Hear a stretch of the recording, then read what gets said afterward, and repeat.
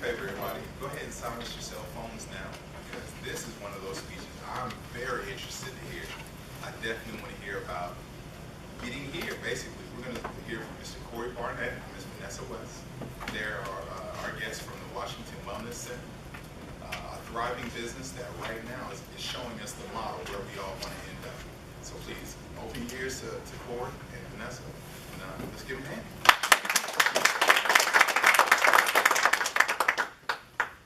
Thanks. I'm Corey Barnette. I own and operate District Growers. We are a licensed cultivator in Washington, D.C. We also own Metropolitan Wellness Center, which is also a licensed dispensary operating in Washington, D.C. Prior to Washington, D.C., and by the way, Vanessa, who actually manages the dispensary and has been with us for a number of years, is in the back, and she's going to actually come up and talk more so about the dispensary operations and things that people who want to operate dispensaries need to sort of think about and consider what have you. I'm going to stay more so towards the cultivation side of things.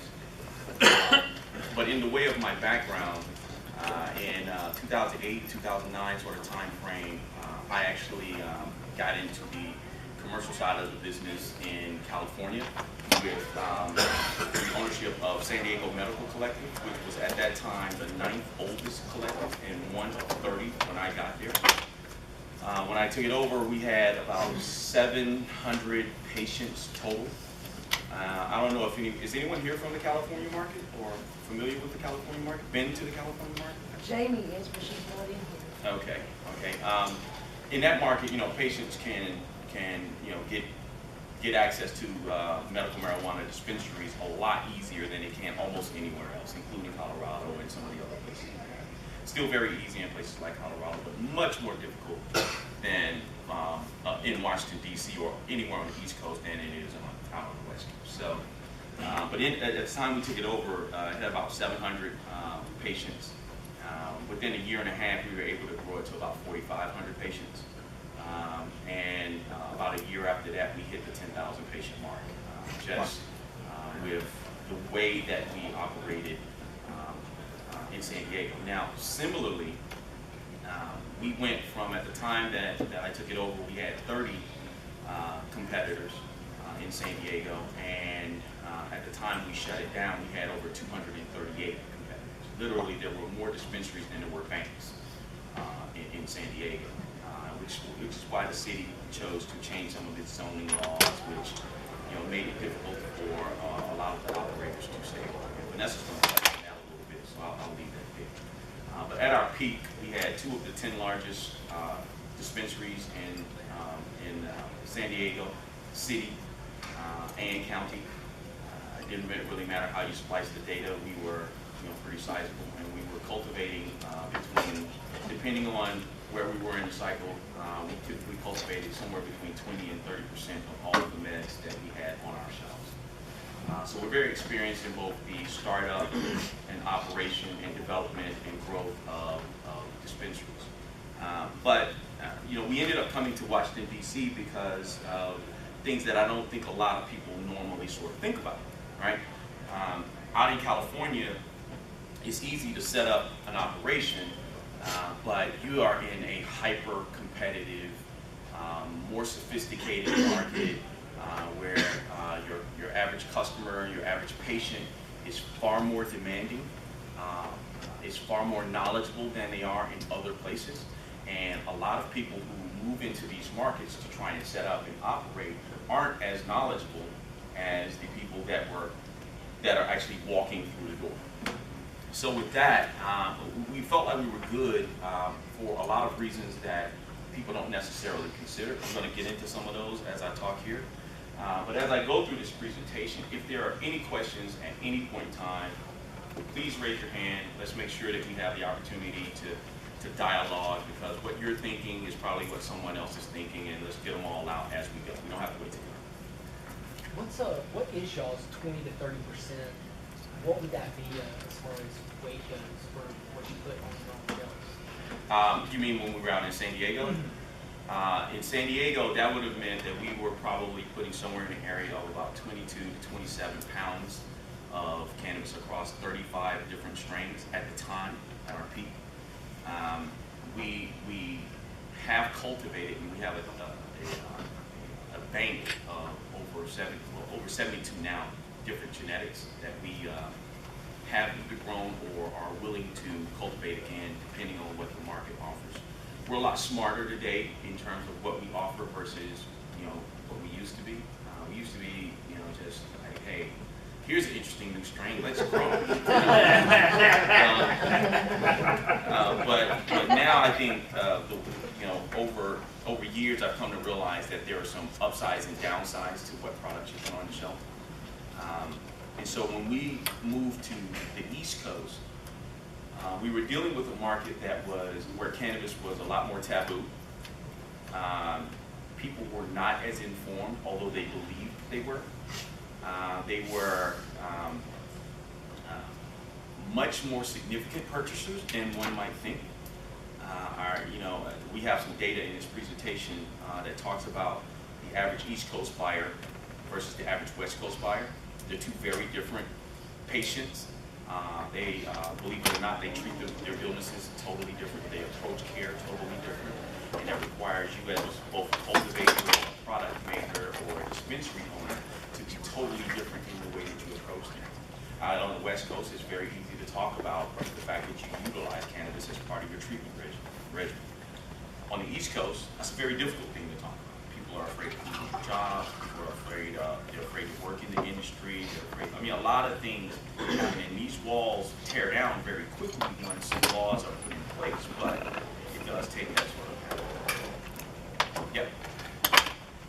Who in the world's idea was it to go to D.C.?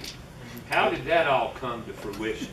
I mean, that you just mean in seems terms of legislation, or you mean in yeah. terms Well, of? I mean, you're in D.C. where all the I'll leave it at that. I don't want to get carried away, but you know what I'm saying. I know exactly. I mean, what come you're on. saying. Right next to the Fed. Yeah. Whose idea? I like that person. I mean, it's kind of cool. Shake his hand. I mean, what I'm saying is, if it was there where all our political officials are, and they passed it for DC, how come they're not Yeah, passing I it for want to know. everybody? It's a question that we deal with all the time. They come to get you. Right. Somebody hired you, Right. put you in D.C. How in the hell did that happen? I actually owned it. Okay. And so. Okay. Well. Okay. It was a decision.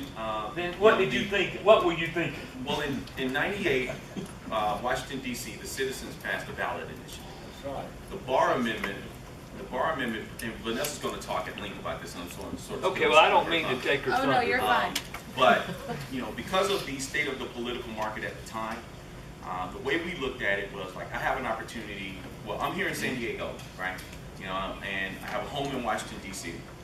Washington D.C. was at the time, where my family was and where everyone was, what have you. And I'm out here in San Diego. Various circumstances, I've ended up the owner of this very successful enterprise out in San Diego, whatever. But the law suddenly changed. Now you got to figure out what you're going to do, right? So there was a bidding process going on in Washington D.C.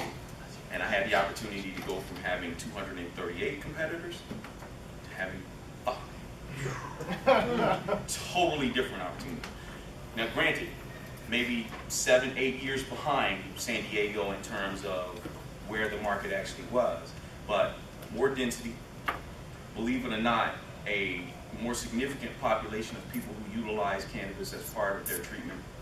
You have more patient opportunity there, and just all of the business dynamics. Before you even got to the whole argument of the legislative issue, right? All of the business reasons. Demographics were everything was there. Everything you wanted was there, right? And so we were able to successfully win there, and so we decided to set up and open, and because we've Yay! we've been in a market where the feds do act, which was San Diego. They were very hyper in shutting places down in Southern California at one point in time. We were familiar with the risk, but we believed that if Congress allowed it to happen in Washington D.C., then and I have an opportunity and I had the political access to win, I would be stupid to not take advantage of that opportunity. If we're successful this November in passing a tax and regulate for adult use law, then you will literally have the largest metropolitan area in the country in Washington, D.C. Shopping from you. You know, and so, well, that, Congratulations. Thank you. When we got to Washington, D.C., I had a chance to sort of do over, right? You know, this is something I didn't necessarily have the opportunity to sort of think about, and I didn't have the opportunity to try and do when we were in San Diego. And that was really sort of craft the idea of what I felt like a good cultivator should be and what a good dispensary should be. And so one of the first things I did was try to define who, at that time, I wanted us to be. And I wanted everyone on my team to sort of buy into this idea. You know, first and foremost, we were a medical marijuana facility. We were here because my employees had been patients before. We had each been moved while working at a dispensary before. We had each been touched by some of the stories that we had. We knew we were in this fight for a little bit more than just making money and just producing cannabis.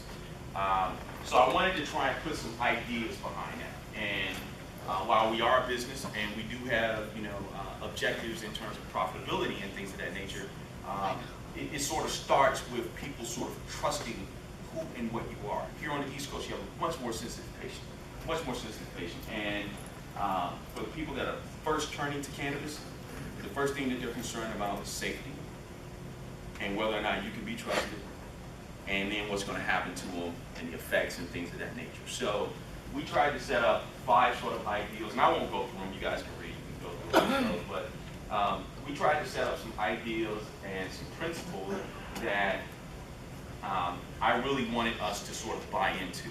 And the first 4 are really about how we try to push out. And the last one causes us to sort of stop and think about how we think about each other. And I think that that has really been part of what has made us successful in DC. One of the things we're very serious about, it sounds kind of like capitalistic, but it's thirdly. It's something that anyone who's thinking about getting into our business, I think they really need to spend a lot of time thinking about. It is our objective as district growers to only play in places that we know we can win. So I am not interested in supplying every edible form that there ever was. I'm not interested in entering markets that I can't defend. I'm not interested in operating in segments that, you know, I'll ultimately get pushed out of. If we are there, we're there to make a footprint, make it deep, and make it lasting. And so we take medicines that we decide to provide very seriously. And when we're thinking about what strain to introduce, we're literally going through years and years of patient data, looking at feedback that patients have got that have had various medical conditions and things like this, proprietary little database that we don't share with anyone because we're trying to figure out what product to actually offer. And so, whereas my competitors will sit back and they'll go on to, let's say, Leafly, or they'll go on to maybe Weednap to see what the hottest strain is, what we're thinking about are things that are a little bit deeper. You know, what did we hear from cancer patients or HIV positive patients or people with epilepsy? What strains did they like when we were out there and things like that? Do you have any kind of testing facilities that you're utilizing, or testing abilities the way they do in Colorado and California for different, you know, cannabinoids and THC content? Yeah, we're required in DC to test internally. And so through a company called Canalytics, we do some HTLC testing internally to try and identify the sort of strain profile, and then to also identify the largest 9 cannabinoids in the process. One of the things we're working with the district on right now is pushing testing, taking the testing out of the hands of the cultivator. I believe that it is an opportunity for cultivators to be dishonest. And so I believe in independent third-party testing. I believe in sort of, you know, genetic profiles being defined by a third party rather than being defined by the person who grew it. Like the likelihood that someone is going to turn on high-pressure sodium lights, run up an electric bill, and then tell you that they have a crappy product, slim to none. So, you know, we try and approach this a little bit differently. Is there anybody on the East Coast that does those testing for you? You can take medicine to and they test it for you?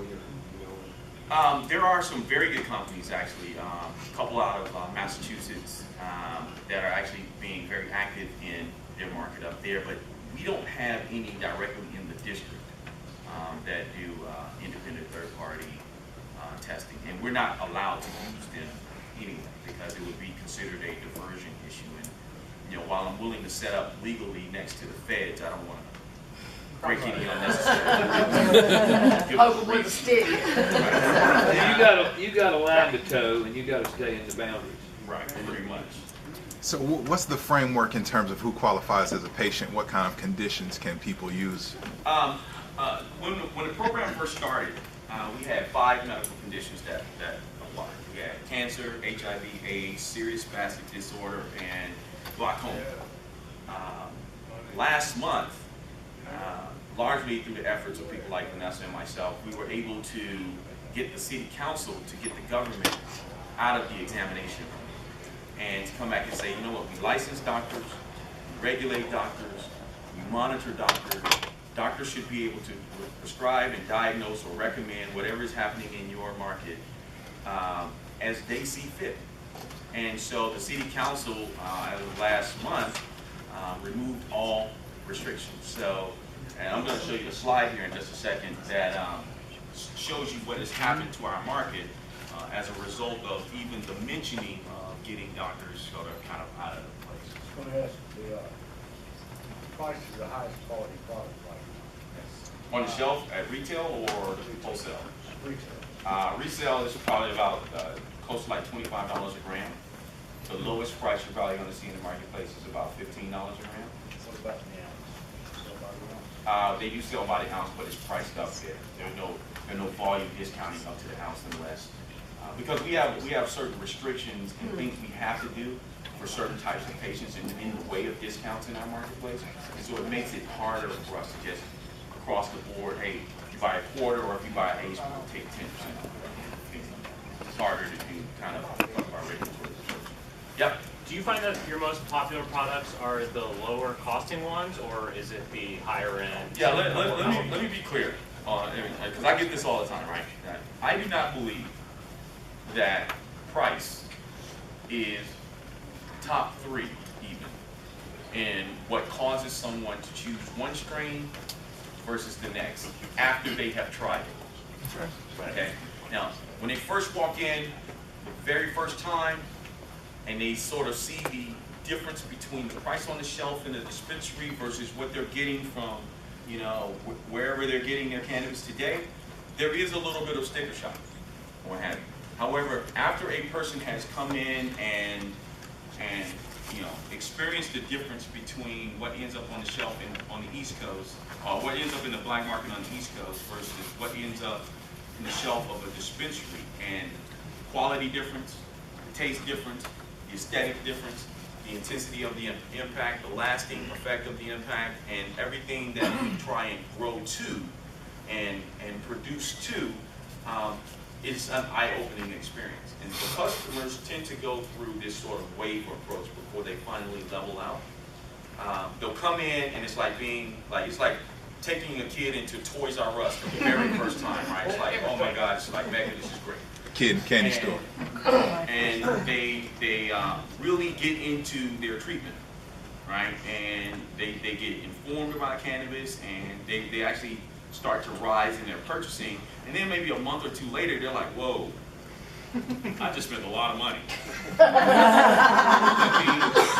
let me figure out how to dial this back. And then that's when people like Vanessa begin to help them understand that, wait a minute, you don't have to have premium flower every time you walk into the dispensary. There are other ways of building your treatment so as to, one, save money and diversify what you do and things like that. And I'm stealing her thunder again, so I'm gonna stop on that. But then they kind of like go back to the black market for a piece of their treatment, right? And then that's almost like, you know, for people who have at some point in time in their life, let's say, consumed alcohol, that's almost like, you know, having tier 1 scotch and then someone sticking a 40 back in your hand. It just it doesn't really sort of work, you know what I mean? And so then they find a different way to kind of get back to a more affordable sort of treatment, and we try and cater that and tailor that for what their needs are, because it kind of gets back to that sort of first thing that we were just talking about, which was, you know, we're in this also for patient treatment, so we want people to get help, and we want to produce meds that sort of, you know, work for them. So as I was looking at building district growers and trying to figure out what we are, who we are, whatever, and trying to get an idea for people to buy into that were, you know, my partners, my investors, my employees, and things of that nature, first thing we tried to do was define what our culture is. And we use this term right here, grow true, to just sort of say all of that. It's what we mean, you know, and these are things that these are words that, this is a word map, by the way. And so what I did was I went and asked them, you know, when I talk about you guys, what are the things you hear me say, and when you talk about yourselves, what are the things that you say, and when you guys talk to me, you know, what are some consistent words that you guys always hear us sort of beating each other up about? And when this list came out, there were some expletives at first, but we won't put those up here. But you know, when these kind of words kind of came out, you know, it really made me feel good about what it was we were doing, both, you know, as operators in the industry and what we were building when we were trying to build this concept that is, you know, close to me at least, district growers. So where are we today? Right now, obviously, you know, this is the red star represents our home, but we're actually in a lot of these markets because people are starting to come to us to advise them, to partner with them. You know, I heard mentioned earlier of Tennessee and Tennessee Tech. I actually did my undergraduate at Tennessee Tech, and we're actually working with Tennessee Tech, Vanderbilt, Eastern Tennessee State, and Tennessee State University, which is that 4-university collaborative that's going to be producing those oils and doing that research. It was one of the things that I was very proud of when the president of the university calls me up and says, hey, I'm flying up to DC to see you. And I was like, listen, man, I paid my student loans. I get a degree back or anything like that. But no, he wanted to talk about cannabis. And he was very concerned about how the market would view the university, and so he wanted to come up and sort of see who we are and what we did and things of that nature. And I think when he had a chance to do so, had a chance to see the dispensary and sit down and talk with our employees and things of that nature, he was very impressed. And we are proud to actually